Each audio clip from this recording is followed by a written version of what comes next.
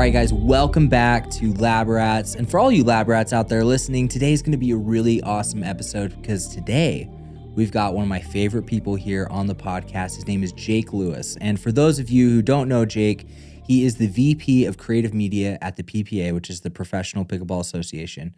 Is that correct? Yes. Okay. Yep. And he has done incredible things. Jake and I have known each other for years. 12 years, 12 years, dude. 12. Look at us. And I think when we met, we never could have imagined how our paths would cross both professionally and personally. No, we were on a double date. Yeah. That's how we first met. Which is so crazy. And then, fast forward years, now we've not only been able to work together, we've collaborated on different projects, and now we're building other things, separately, but constantly collaborating, constantly talking. And overall, guys, Jake is a wealth of knowledge. He is somebody who is extremely creative, but also has a very analytical mind, which not a lot of creative individuals have. He's very organized. He's very professional. And so I think those of you who are listening, you are going to be able to take and glean a lot from his wisdom, a lot from his ideas, because he has actual practical application for how implementing systems, processes, networking, applying these things to his creativity has helped him dramatically surpass so many people. Because you've been doing this less long than a lot of people have. Like, I know people have been doing stuff for a decade, and you've been doing it for half the time, yet you have dramatically shot past them as far as like the money you're bringing in, the people that you're leading, and the opportunities coming your way.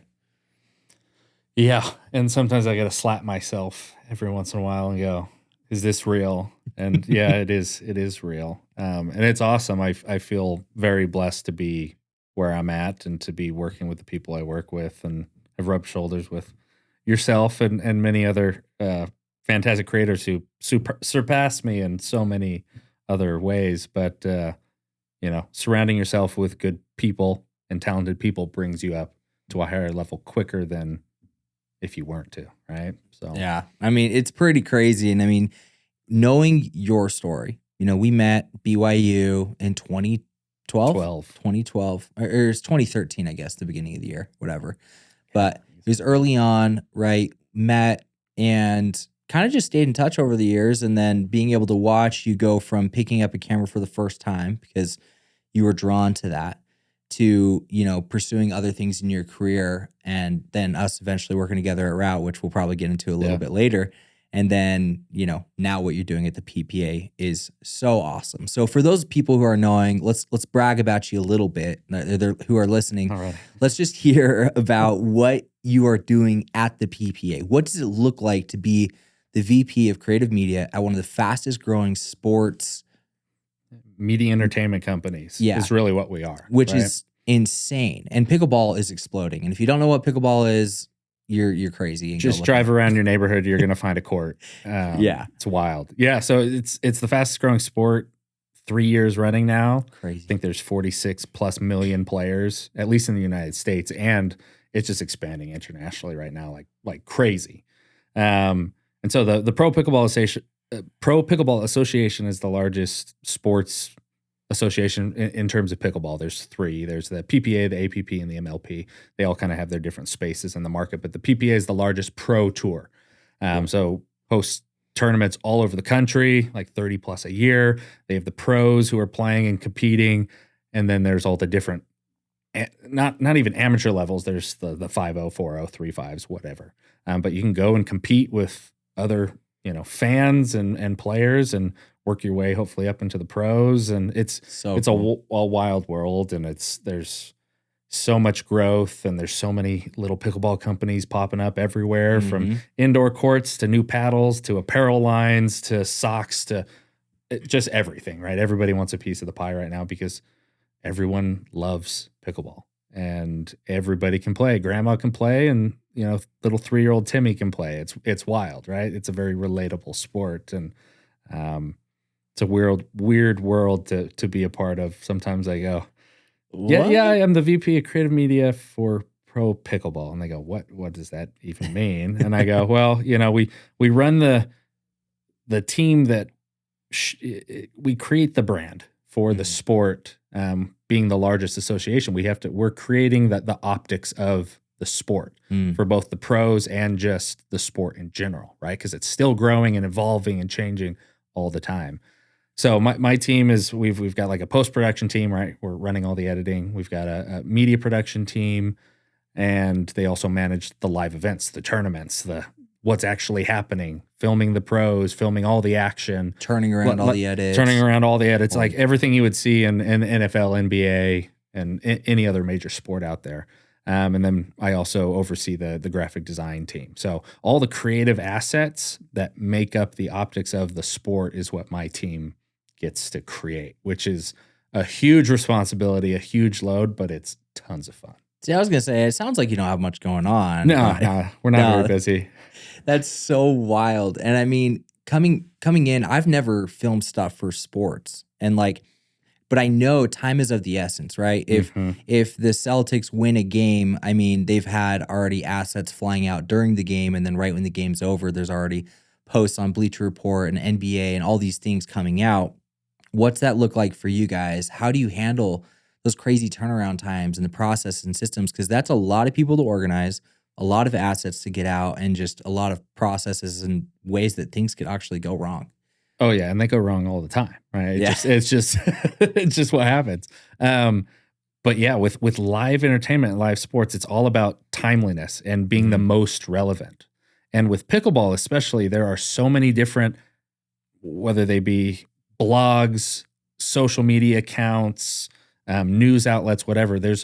We do have competition in terms of who's getting the content out quickest, right? And it's our job to be the number one. We need to be pushing out every story, all the drama, all the action, the points, the scores, everything. We have to be first. Yep. And if we're not doing our job correctly, right? And that's not just my team, right? It's collaborating with marketing and with social media and all the other different arms that make up a marketing division to pump it out. You've got content writers and PR, and the amount of content that comes out of our small team. Honestly, our small team is just egregious. Honestly, it's sickening sometimes to look back and go, wow, we did all of that in like a couple days. So I mean, there's a lot we could go into, but it really comes down to, if it happens, it's getting pumped out right then and there. So we've got little content creators, not little content creators, I don't know why I said that, but content creators on phones trying to get stuff that's in the moment because that's the quickest, right? And I think that's also something that anybody who's getting into the creative world, content creation, should keep in mind. You don't have to have a professional camera to create content that people want to watch. I mean, if the PPA, multi-million dollar, hundreds of $1 million business is working and shooting on an iPhone, getting content out, then yeah, you shouldn't think you're too good for that. Yeah. And some of the largest pickleball accounts that are kind of like community meme accounts that just cover the sport as a whole, it's all iPhone content. Whether they're the ones shooting it or whether they're pulling content from all over the internet, most of it's iPhone content because it's quicker, right? In terms of like an actual process, there's not a lot of steps. It's hit record, maybe tweak something, maybe add captions, maybe, and get posted. Whereas when there's a professional media company or a media organization that's running it, we've got a lot more steps, right? Cameraman goes out, captures a moment, flags that, runs back with the SD card, hands it off to an editor. The editor pulls the clip. We pull it into an editing software. We color it. We add music, format it, whatever, export. Then it's sent off to social media or whatever. Right. But to my team's credit, we're still doing that ridiculously fast in like 5 to 10 minutes. It's just quick because I'm sure some people are going to go, well, why aren't you using camera to cloud or something? Right. I know there's going to be somebody out there going, well, that's been a capability out there for years and they use it in NFL and NBA. But with pickleball, we're doing venues all over the country, right? There aren't pickleball stadiums where you have high speed internet and you've got set media locations. Sometimes, I kid you not, we're running off of like a fold up table in a tent. And we love it. It's scrappy, fun. man. It's scrappy. It's run and gun. And that's what we really enjoy. But we're having to make it, more and more streamlined and more efficient. But Yeah, I would love to do camera to cloud, frankly. Sometimes we're running off hotspots, Right. and it's wild. The stress and the chaos is insane after a 4-day tournament. You're like, I need a nap, and I need one now For the next week. for the next Yeah. week. Yeah. Well, I think that's really interesting, and something that you're touching on that I kind of want to dive into a little bit more is, again, people are always wondering what's next in content. Like where is content headed? And you touched on this interesting thing of it's about how fast can you get the information out there and give people access, especially in sports. That's really important. And so I'd love to Yeah. talk a little bit more and hear more about like why you think speed and what would you prioritize, speed or quality? I think with sports, it's speed. I think in creativity as a whole, and I saw this quote. It was the 70-20-10 rule, and I think I actually texted I it think to you you. said it to I'm me. gonna just pull it up here because I think it's the perfect segue into this question. Right, where? Yeah. Oh no, that's a link. Oh, here we go. The number one factor that influences creative success is volume produced. Use the 70-20-10 rule. 70% of your work is going to be mediocre, right? And I hate the word mediocre. Actually talked to my team about this quote last week, and I said, it gets the job done is what I called it. Instead of Passable. mediocre, it's passable. It does what you need it to do. And then 20% is going to suck. It's just going to miss the mark. Yeah. You know, you're tired, you're moving too fast, you make a mistake, whatever it is, it's going to be blah. And then 10% is going to be awe-inspiring. It's going to be amazing. It's going to be that top of the line, high quality content. And so when you were kind of asking where's content going, I think we still need both arms. We still need the fast and scrappy iPhone content. It's a little more raw. Not anybody can shoot it, but pretty much anybody can try, right? And then you have the more high quality, curated, edited, beautiful cinematic pieces or commercial pieces. And they both have their place. In sports, it just tends to be speed and just getting something out there. So we're the first talking about the story. We're the first talking about somebody who, broke the paddle on their leg or whatever it may be. It's usually quicker that way. So for us, we're either grabbing screenshots from our broadcast or it's iPhone, or it's one of my guys if they happen to be there with their camera capturing it, right? Yeah. So we've got all these different avenues that we can pull to make sure that we're the first talking about it. But yeah, volume produced, and I think that goes for the type of content that Film Lab focuses very, much on, is that beautiful, curated, high quality, high production value commercial content, which is still something our team has to do. We're still creating commercials and broadcast pieces for brands and apparel lines and different things in the pickleball space. But then we've got this rough and raw, move as fast as you humanly possibly can on the live event side.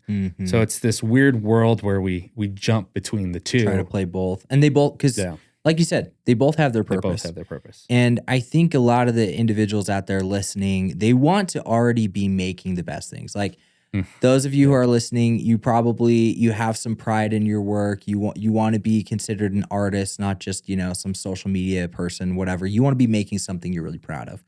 But to your point, and a quote that I heard from my friend Tom Noski is he said, quality comes from quantity. It is in the process of making a lot of things and actually doing what you're talking about that you're going to find those nuggets where you're going to unlock new skill sets or perspectives or whatever that's going to help you improve at your craft. And 100%. Also to your point, I mean, there's a place for both, right? Like, a lot of the stuff I'm putting out on social media, I mean, I'm not winning any awards for it. I'll tell you what. I mean, it's like sometimes I'm literally sitting here like, man, what do I want to make today? I mean, let me just talk about something I'm passionate about or thinking about, or here's a cool thought-provoking quote. Let me just throw it out there, right? And then other times, but I should say what that's doing and that quantity that I'm putting out is it's bringing awareness. And it's bringing opportunities to our company where people are saying, okay, I see what you're doing. You're garnering a lot of attention. You're bringing in inquiries. And then from there, they want to hire you to do the quality work. Yeah. And so it's interesting because the PPA is getting stuff out first. They're growing. They're becoming the source for pickleball. Mhm. Therefore, pickleball companies and partners or stuff are coming to the PPA to say, okay, we want to partner with you guys. You're doing it right. You have a foothold in, people's minds as the place to be. Now, yeah, we want to utilize your team to help create bigger commercials for us, or Yeah. to get in a broadcast or podcast or whatever it is, create more content at a higher level, more intentional, and giving more time. And so it really is, it seems like They the work marriage between together. the two. Yeah. Yeah. They work together because the high volume of gets the job done content, we're pumping out so much. It's that volume Mhm. concept we were talking about, that now everybody's still, they're watching our YouTube channels, they're watching our website, they're watching all of our socials. So even when we are pumping out the higher level stuff, we get more eyes on that than we would if we never did this. Yeah. So if you don't have this and you're just pumping out this, you're going to get views and you get some eyes on it. But whether it be the algorithm gods or whatever, this type of content tends to get more organic views. Right. And you've probably I've experienced it personally, especially when I started diving deep into TikTok, a year plus ago. I would spend all this time on this piece. It was beautiful. It was perfect. I'd post it. It would do well. And then I would notice, hey, there's this trend going on. I'd shoot that little video in 30 seconds and it would blow up like 10, 20x. And doesn't that just hurt your It soul a just little bit? kills me inside. 'Cause, I mean, you want the thing that you put all this passion and time Yeah. into to like do well, but instead you trend hack a little bit, and all of a sudden you get like way more traction. Kills like, me, that's dude. lame. Major eye roll. But yeah, you don't want to be so scared of failure or being judged that you avoid success altogether. It's like you said, you've got to put in that quantity and that time and energy to get to quality, right? Nobody's going to become a good mechanic by never working on a car because that car is too good, not good enough for them, right? If I just want to work on luxury cars, well, sure, you can find a space, but you need to know how to do everything. And maybe that's a bad metaphor or whatever, but Yeah. in anything in life, you've got to start somewhere and you got to learn all the basics. You got to make all the mistakes. Because I know personally, when I screw something up, and sometimes real bad, I'm going to remember that than I will anything else had I been doing it right from the very beginning. That's so true. And I mean, I think that's what stops a lot of people from even starting though, right? Like it is that Yeah. fear of getting judged, of failing and all that stuff. And I mean, from one people pleaser to another, how, I guess the question is, I think for me, a big part was realizing that nobody actually cares as much as I thought they did.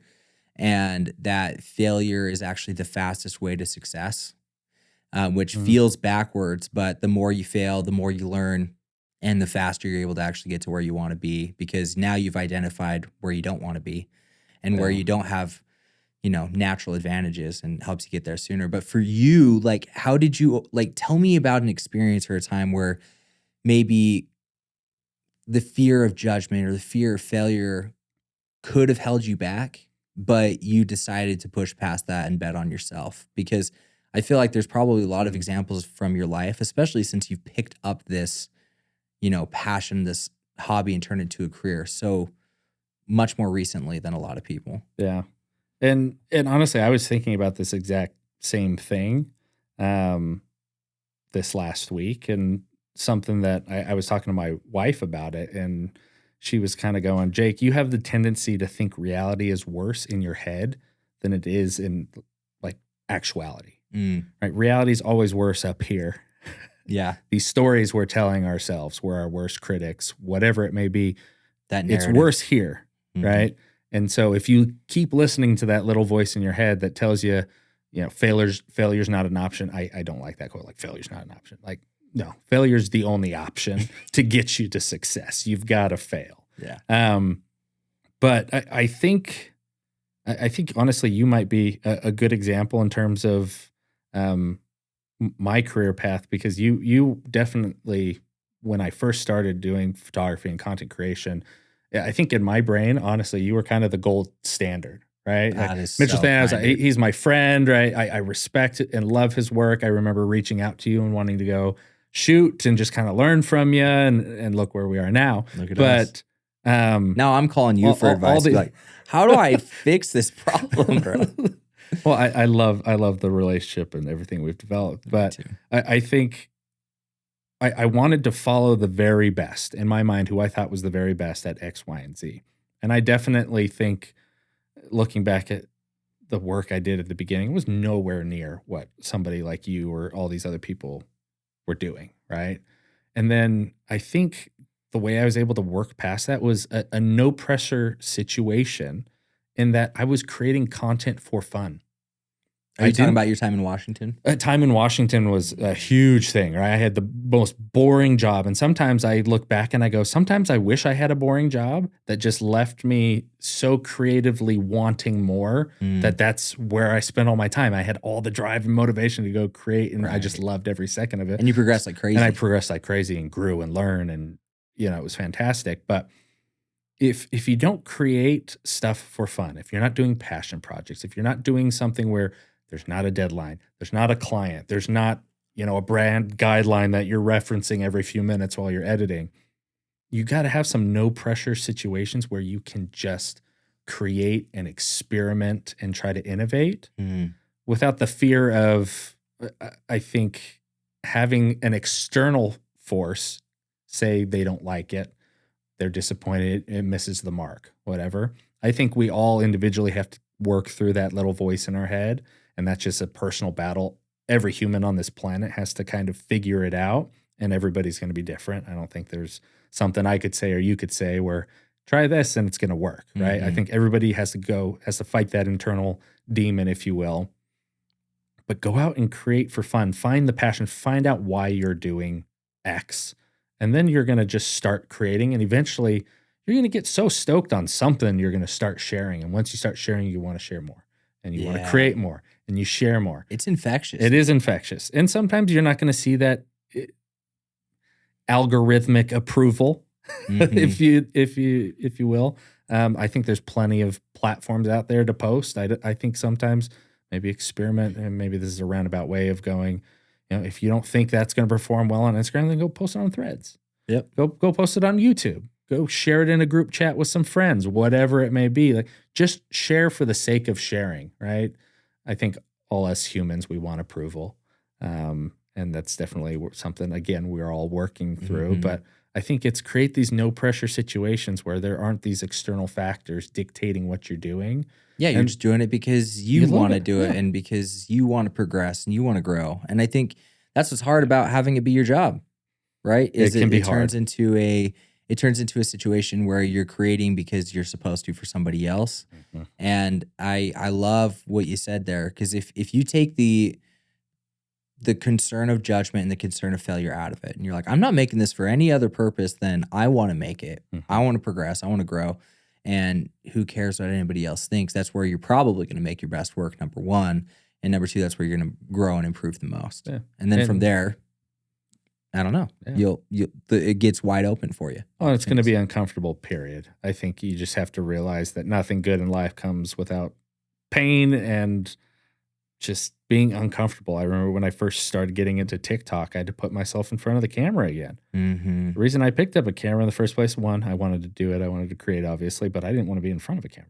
Yeah, you were behind a camera. I was behind a camera. It was amazing, you know? And so putting myself right in front of it was going, my face is now on everything, you know? I'm putting myself out there more than just something I created, a video or whatever, that I was just the creator. I wasn't actually a part of it. And that was terrifying for the longest time. I mean, my videos would take like 10, 15 takes. So it had to be perfect, right? I'd say something, I'd tangle my words or whatever. And I actually was looking through some of my old TikTok takes. I found some on an SD card. And I was, I was so frustrated. There was a few times I just like, and I just stood up and just like walked out of the room. I can't do this right now. Go get a drink of water or something, like reset. But everybody does it. And it's funny. You're going to look back and you're going to laugh, and you're going to look back with fondness and go, I'm so glad I did that. Because you just don't know what the future holds. And you're going to be happy about it. I can promise you that. Well, I mean, I remember, for those who are listening, first of all, experimentation is everything. And that's the whole point of Lab Rats, right? That's why we called it Lab Rats. This is meant to be an experiment. This is meant to test theories and try new things to, prove or disprove certain belief systems or practices, right? And one of the things that you just touched on is you started posting on TikTok and you started talking to the camera. You turned the camera around on yourself and you became the talent. You became the source of information. You grabbed the mic and took the stage and started sharing some of the things that you were learning or your perspectives on things. And started sweating immediately. Yeah, it's a stressful thing, right? It's hard. It's a lot easier to point the camera out and let it perform. But, when I think about your story, when I think about my story, anybody who's listened knows my story, where we were kind of struggling as a business. When I started turning the camera around on myself and I started sharing what I was learning, what I was going through, my perspective, guess what? I garnered a lot of attention. I was building trust. I was building brand, and opportunities came. And when I think about your story, let's back it up. You were my producer at Route. We brought you on. You absolutely smashed it. You were like my go-to right-hand man. I left to start Film Lab. You took over, but eventually you felt that same call, that same feeling like, no, there's more that I can be and there's more that I can do, and you left. Talk about that experience and how you feel like utilizing social media, building your own personal brand helped you succeed, because I think that's one of the big things you did right. Because when you left, bro, you had nothing lined up. Like, you had a wife, mortgage, a couple of dang cute dogs, right? You had people banking on you, and you literally went from dropping this big fat salary to having nothing lined up. How did you pull that off? And I do think it was from socials. I mean, yeah, let's talk about that, because I was thinking about this a couple weeks ago. Mitch left. And I think I stuck around for another 6 months or so at Route, which I'm glad I did, right? Yeah. Learned a little bit. I was able to kind of build a little more of a portfolio. And when I quit, like you said, I didn't have a single client job, nothing lined up. I think you had like a camera. I had a camera. I had my R5. Yep. And I think I went into $30,000 worth of debt to buy all of the equipment. I bought a C70. I love that baby to this day. I love that camera. C70, got a couple lenses, got the lighting, got some audio equipment, everything so that I could, whether it was a talking head video or a run and gun situation, I got everything, all the basics that I could need.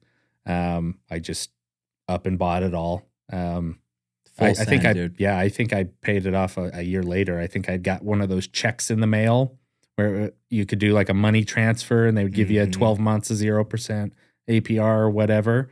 And I put it all on a credit card, bought everything, and just paid it off over the next year, which I'm just glad that worked out. But yeah, I had no clients lined up. And I remember it was the Sunday before the first day of Memory Lane Media. And I was on social media and I saw two buddies, and I'll shout them out, Jed and Bentley, two guys I went to high school with. And I worked with Jed at freaking Roxbury making smoothies. Yeah, good guys, man. Good dudes. And I saw they posted that they were looking for somebody to help them on an editing gig. And I hit up Bentley and I said, hey, I would be interested. Just went freelance. And he hit me up and he goes, dude, you would be just the guy for this. Can you hop on a call? And by the end of that day, Sunday, the day before I was starting my company officially, I had a gig locked down. Crazy. I think it was like 40 to 60 hours of editing over the next, week or two. But it helped pay the bills for a month. Yep. Right. And then from there, it was TikTok, and tandem, you went hard. Instagram. And I went hard. I was posting 3 times a day for 3 to 4 months.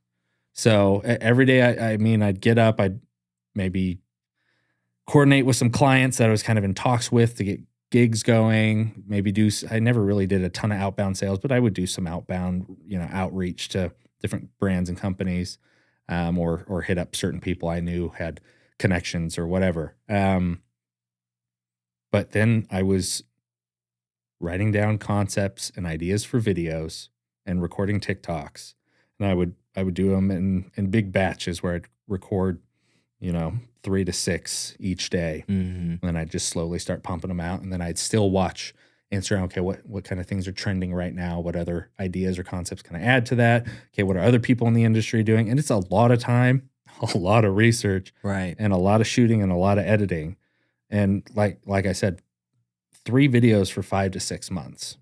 A day, which is crazy. A day. And talk about how, I mean, because yeah, there were some videos that popped off, got a lot of views, where you got followers, but how did it help you actually monetize, gain clients, build brand? Like, what did you see there? Yeah, I don't know what it was, because lots of my videos sometimes had nothing to do with creating content. I was also kind of coaching other people in the space of, here's some tips and tricks. Here's a camera secret, or, how to, I don't know, everything from talking about autofocus to what's the little symbols on your lenses. I was kind of going through everything that I knew a lot about, expanding on that. So I got a lot of attention from other creators who wanted to learn, but then I started getting people who, whether they were a business and created their own content, and so they were learning from those tips as well. But then I started, as I was getting more and more clients, I was posting all this work. So not only was I going, hey, I know what I'm doing and I can actually teach others how to do it, but here's all the practical applications of the jobs and the productions I've been doing. Show, don't tell. Show, don't tell, exactly.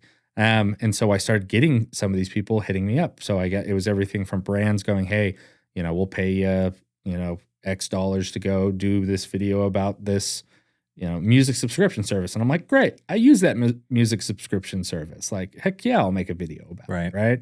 And then I started getting people going, hey, I need some content and I love the way you do your TikToks. Will you come shoot some social media videos for me? It was everything from a solar roofing company to, music subscription service to, all the various, gear makers out there. And then I started getting more of the bigger productions, the bigger brands who wanted more and more, higher level content. And I think I definitely was kind of in that where Film Lab's kind of this higher level, higher budget productions. And I was kind of a step below that, where it was the clients who just always needed content month to month to month to month, which has its own value to run their socials. Yeah. And that's how I kept the lights on for the time that I was running that company. Is I just locked in all these retainers, all these people who just needed quantities of content, and I was good at delivering that and doing that because I was doing it for myself.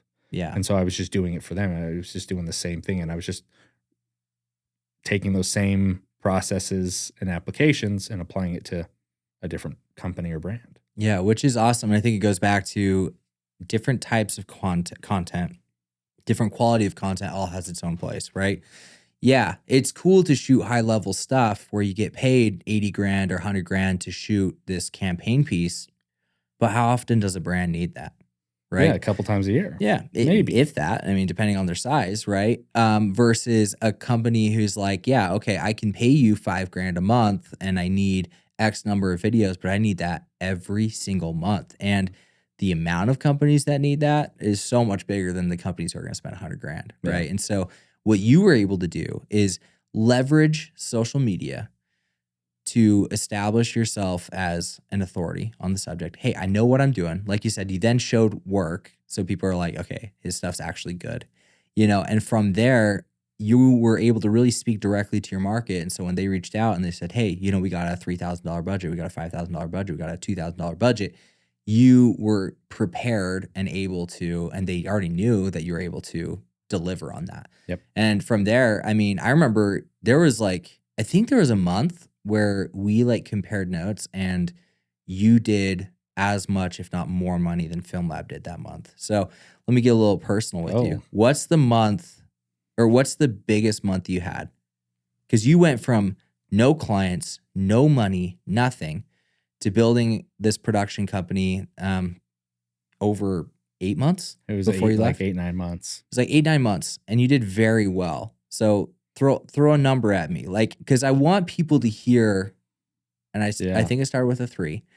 But but I think that people listening think that this is going to be a slow burn. And yes, developing the skill sets, building the network, this didn't happen for you overnight. But when you made the decision to bet on yourself, you did all the things that you knew you were supposed to do. It was actually remarkable how quickly you developed and how success followed you. Yeah, I think my highest month in those 8-9 months was about $30,000. which is crazy. And you were just obviously, and contracting. you know the pain too. Sometimes invoices come late. Yeah. You know, yeah, they take a little bit to get processed, but I think that 1 month in terms of revenue collected, it was about 30. Which is bananas because it was you working and outsourcing to one or two different individuals. I remember either bringing them on set or having them help you edit or whatever. But that was, again, in the course of, I think it was like 4, 5, 6 months from when you launched, Yeah.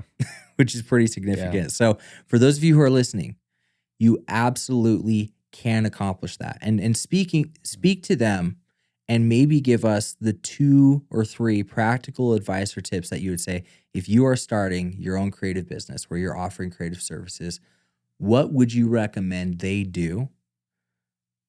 These 3 nuggets 3 nuggets to help them succeed, because you've done it. Yeah.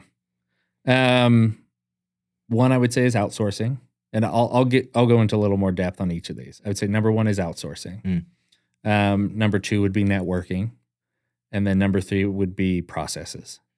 So in terms of outsourcing, that's how I was able to take on more and more work.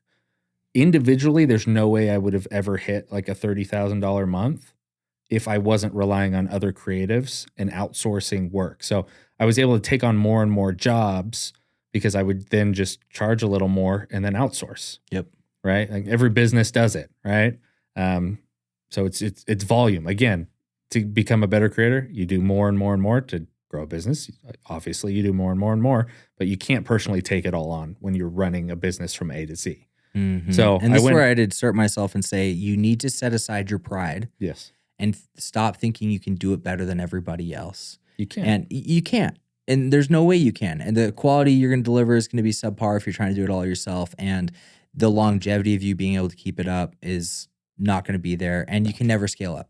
No, you'll never be able to scale. So you find somebody who's as good as you, if not better, and you have them go do that thing. Yep. Right. So shout out to my man, Eric Klein. He did a ton of editing for me over those 8-9 months. Still one of my good friends. We actually had a FaceTime last Friday, caught up. He's doing fantastic, brilliant editor. And just such an all around brilliantly intelligent guy. So outsourcing, and, I got a producer, and I had relied on a lot of, other DPs or audio engineers to help bring things to life because I can't do everything. So you got to step back and, like you said, swallow your pride, outsource, and you're going to be able to grow your business at scale.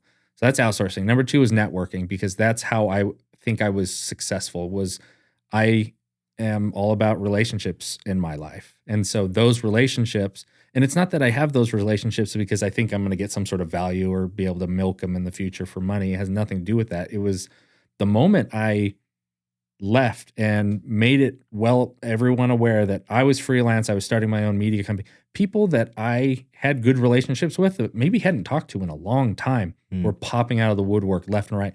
Dude, you're starting your own business. That's incredible. I want to support. I've got a business and I'm in need of content, or I know this guy, or, I sent so-and-so your TikToks. He loves them. He wants stuff like that. If you take care of people, they'll take care of you. And that's not always the case. That's probably a generalization. But I think good people out there want to see other people succeed. Yep. And they'll help when they can. But again, you still have to have those skills, right? It's not just who you know. It's who you know and then what you know. If you cannot deliver, then you're going to ruin that. You're going to run out of people who you know. Yeah, so you want the skills to be able to back it up. So when somebody does refer you, you can deliver, right? So make sure you got the skill set before you call on favors or before you say yes to a gig that you're maybe a little uncertain about, right? But my network took care of me. My friends and family and everybody kind of just rallied around that. Wow, okay, you're starting a company. Yes, you can create this content. You're a great storyteller. You can create content. Yes, cool. Right. I've got so-and-so. And it just, that's what kept the lights on for 8-9 months was I didn't have to do any outbound outreach at all in those 8-9 months. You just everything had to create awareness. And you did that through socials. You did that through just genuine friendships. Yeah. And then number 3 was processes. And Mitch will talk about how I'm the process guy till the day we die. And I know you hate when I say you're my producer for life, bro. Yeah, but but more and more, I'm kind of I'm accepting that. Yeah. That's what I'm really good at. And to be in a leadership position like I'm in now, where I'm juggling a team of 12 plus all the different stakeholders and departments and all these other companies and pros and whatever that we have to juggle. The only reason I can do that is because I have processes in place to make it efficient. Yep. Because I could not single-handedly just by like jotting down notes or I don't know, using email, would I ever be able to coordinate the millions of things that are happening every day in a sports entertainment company? It just doesn't work. Nor in, as you are well aware of, even in a media production company. There's way too many moving parts, and you've got to make things repeatable. If you want to succeed, yeah, you can go out there and work hard. But if you want to keep succeeding over and over and over and over and over again, you're going to have processes in place that make you efficient, that cut out all the fluff, that remove all the things that you would need to do manually. So automate a lot of things for sure. Now we've got all sorts of AI tools that are out there, right? That you should utilize. If you can, stop trying to do everything that something can do faster and cheaper. Just drop your pride, just deal with it. The world is always changing. There's always a better way to do something. Just embrace it. Embrace it. And you're going to benefit from it because then you can focus on the things that provide value or where, like what we were talking about right before this. Focus on what you're really good at and where you provide the most value, where you can get the highest ROI, and just do those things. Forget about the rest or outsource them or find a tool or build a process that just does it for you. And then you'll forget about it, but still running in the background. Yep. And that's how you're going to be successful over and over again. Yeah, and I think you're the person who really taught me this lesson. Jackson Averett, my old business partner, Jackson. stud.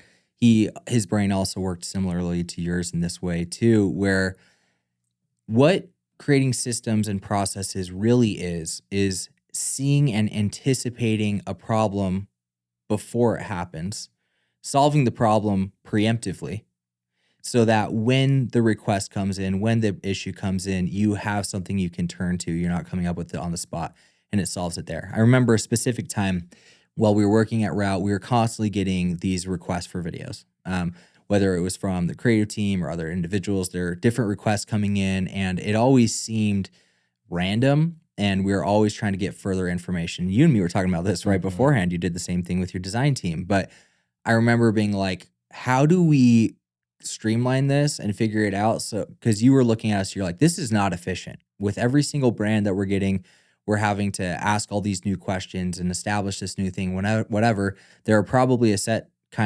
questions that we ask every single brand that we're about to work with. Yeah. Let's identify what those are. Okay, we have this shared Monday board with the brand partnerships team. Let's build that out and tell them what we need from them in order to pull it off. Let's create a content calendar, what we expect to move forward. And we had some of these rudimentary processes in place, but you took them to the next level. And then what that did is that actually gave us more freedom and more time, because we were spending less time trying to solve problems that were coming in, because we solved them before they were actually problems, and we spent more time on the actual creating. Yeah. With people who aren't in this industry, they're not going to understand it. So you really have to take their hand And guide them. and just guide them. This is what I need from you. I need X, Y, and Z, or we can't do the project. Why? Sometimes I can't explain it. Sometimes I can, but just do these things and you're going to get what you want. And that's what everybody wants in the end, is they just want what they're asking for. And if you can just be upfront and clear, you need to do X, Y, and Z. Normally you can get that from people. Sometimes it's like pulling teeth, but most of the time you can get it from people. Yeah, and I think that's what, that's what business is being able to solve a problem for somebody else, package it up in a way that it's sellable, and people will come pay you, right? People come to Film Lab because they feel like their brand is lacking in some area, or they need to gain attention or traction in another area, and we are the people to help solve that. The PPA came to you because they could see, all right, you're somebody, you've packaged up by how you ran your own business. You were helping solve a lot of their headaches. When they were hiring you as a DP to come on and shoot tournaments, you were helping instill processes that you'd already had in place for their entire contracted team. And as they saw that, You were solving their problems and bringing them value immediately. It was such an easy thing for them to say, well, Jake's already doing this just by us hiring him out as a contractor. What could he actually do if he was full-time running the whole thing? And so you went from just being a random shooter to running the entire thing in the course of a few months, 6 months. I started with them that April. I launched my own company, and by November of that same year, I'd been doing consulting and contract work with them that whole time, and then they brought me on in November. Yep. And I really think that creativity is problem solving, business is problem solving. And so if you can put into practice solving problems for people, having it be as painless and as happy of an experience as possible, they're going to freaking love you, and you're going to have opportunities out the wazoo. Yep. Like, I know if I can ever afford you, you have a freaking job, right? But you have that with a lot of people, which is really cool. Yeah, relationships. And then, just proactivity over reactivity is really what it comes down to. If you can be proactive and you can guess what their needs are before they even tell you what it is, it comes across as just, you come across as an authority in what you're doing. Yeah. And it builds trust and it builds that relationship. And those relationships are how, your business and how the PPA and the businesses I ran, that's how we kept the lights on. It's so true. And I mean, our relationships have served us both, and the way we've been able to support each other too. I love calling you and asking you questions and saying, Same. hey man, I got this process, I got this problem, I got this concern with a client or a team member or whatever. How would you go about doing this? Being able to rub shoulders with you and lean on your expertise in that way has been super helpful. But I want to wrap up because we could talk forever, and this is just part one of who knows how many we're going to have. We'll keep talking for years to come. Yeah, there will be more episodes because there's a lot to learn and a lot we weren't able to cover in your story and things that you've learned, process you've developed, and a lot of practical advice. But one of the things that I think concerns a lot of creatives and makes them afraid, including myself, of working in-house full-time or working with one brand full-time, right? Because we love variety. We love, we all have this ADHD. We're jumping around, like wanting new stimulation and new ideas, new things all the time. New. Yeah. And that's just the day and age we live in with social media too. But how do you harness and garner creativity even though you are shooting the same type of things over and over? And what is your process for getting in a creative mindset so that you can think outside the box, you can approach things differently, and frankly, you can still find fulfillment and enjoyment in what you're doing? Because I think it's actually a very difficult thing, and it's a skill set that needs to be harnessed by a lot of individuals. Well, I think we're still working on it, for one, because I think it's just an ongoing process. And then in live sports, I think just by the nature of what it is you don't know what's going to happen ever, right? So you can be proactive in that. You can have, take a tournament, for example. We have pretty much 90%, 95% of the assets we create at tournaments, it's the same thing over and over again. Right. So it's a process. It's the same thing getting created on the same day. So everybody knows what's going on. We know what we need to get. And so that kind of takes the stress out of it, right? Yeah. Maybe it kind of pulls the creativity out of it a little bit too. We still have those pieces like broadcast intros where I tell whoever's making it, I go, dude, you just make it as cool as you want it to be. Just like, have fun. As long as it hits these points, I don't care what you do, like what effects you utilize. As long as it hits these points, like have at it. So I think it's still having those very set assets that we create at live events. Again, what we're capturing at the events is always different. Right. And so I think that kind of gives you that relief of, okay, well, this is something new. It's the same type of edit. It's the same like point of the day highlight or, player interview, player spotlight, or whatever it may be. But it's always different just by nature of working with people. But in terms of the deliverables, it's always set. So people don't really have to worry about it. Previously, when I first came in, there was no set what was being made. It was just like whatever came to your mind, you made it and handed it off to social and hoped it got utilized. Right. But that wasn't effective, and we weren't following the data. What actually works? cool, let's see what works. Let's just keep making those things. And then if one day it stops working, we'll change again. Mm. So we create a process and it works, and then we'll adapt and we'll keep adapting, keep innovating. And so that from the live event, live sports side of things, I think that's how we keep things interesting, is what the data is saying and what's actually being successful is always changing. So we'll always just adapt. And then if there's something again that just happens at a live event that we weren't expecting, because we can't, we'll still go capture it and make something special. So there's always something unique that we're having to create, and there's still some pieces by nature of what they are and what they're being used for that are always unique. But then just by the nature of the sport of pickleball and the way business works in that world, we're doing more and more work that isn't just the live events.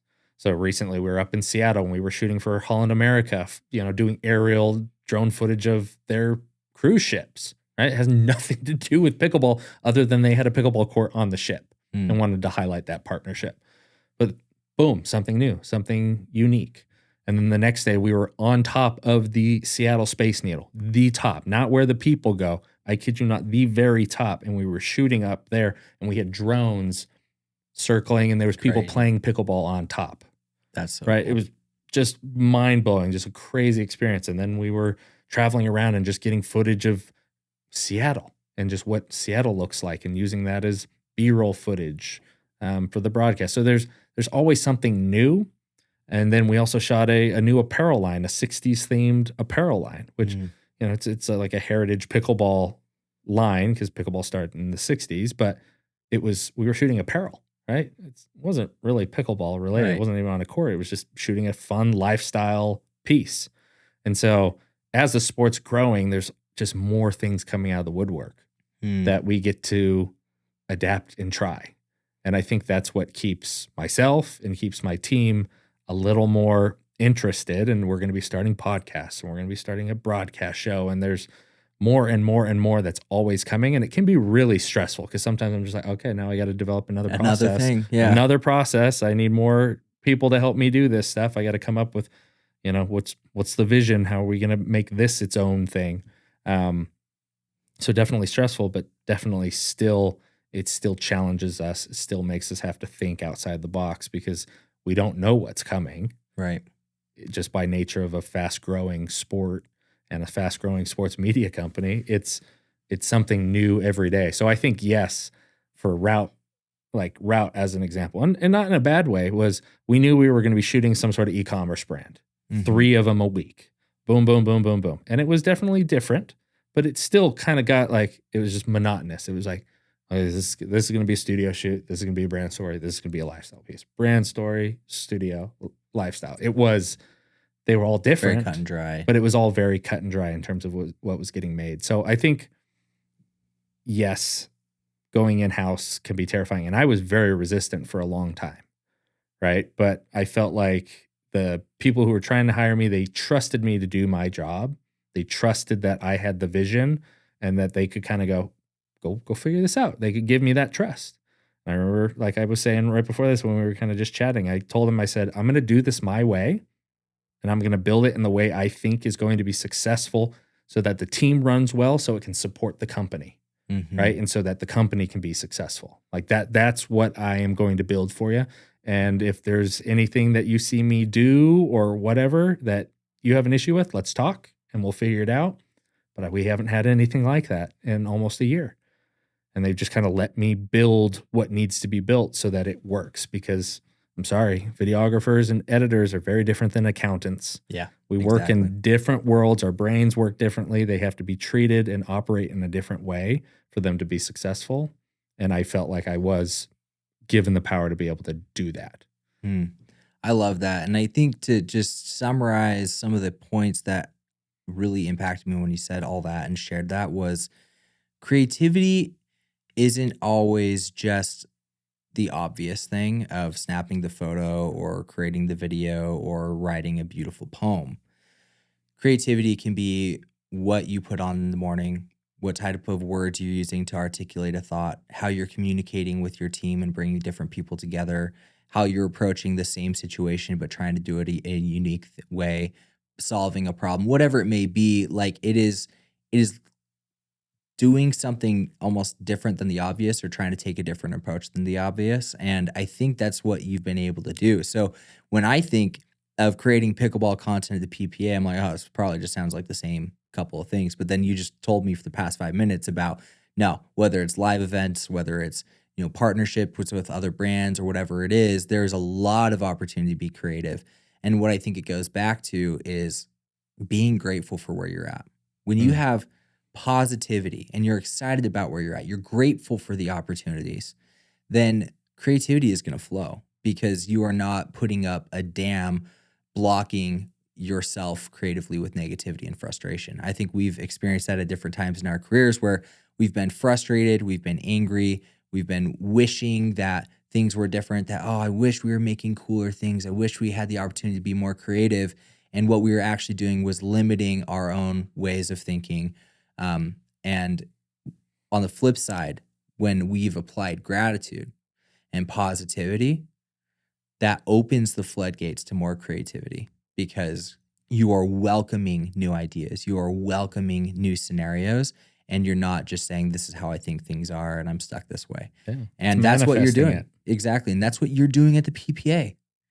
And that is what I think so many creative individuals are missing. They say, well, when I have that big break, when I have the better camera, when I have this, whatever it is, when stars align for me, then I'll truly be able to be creative. But if we can all just take a step back and realize, do you know how lucky we are to be able to be filming things, designing things, shooting things, writing things for our job? And when you approach it with that creativity and you realize how blessed you are and how lucky you are, then I really think you will be blessed with more creativity and you're going to facilitate that more and more in your life and you're going to succeed because of it. I love that. I totally agree. Yeah, mic drop. Mic drop, indeed. Yeah. If you think positively, you're going to notice more good things in your life. And if you're ungrateful and frustrated and angry, and I've had weeks where I've felt that way, and guess what? Hell was breaking loose in every facet of my life when I thought that way. But then when I just step back and I go, I need to remove this toxicity from me any way possible. Once I do it, even by the next day, I'm just like, everything's great. I'm gonna solve all these problems and all of this. We're gonna figure it out. Yep. Like there's no problem that can't be solved. And even if I don't get the answer, I've got somebody on my team or somebody I can call and they'll have the answer, right? And so I agree wholeheartedly. Like garbage in, garbage out. Yeah, right. It's so true. Well, obviously that's all we have time for. I want to just thank you so much for being on here. Yeah, I mean your friendship, your mentorship in a lot of ways, and just influence on me and what we're building at Film Lab is massive. And it's been fun watching your journey over the past several years, and I'm excited to see where you go. But just appreciate you being on, man. And I hope that for all the lab rats and individuals out there that are listening, that you were able to take some of these messages and really apply them, thinking about, okay, how can I outsource? How is my network going to bring me value?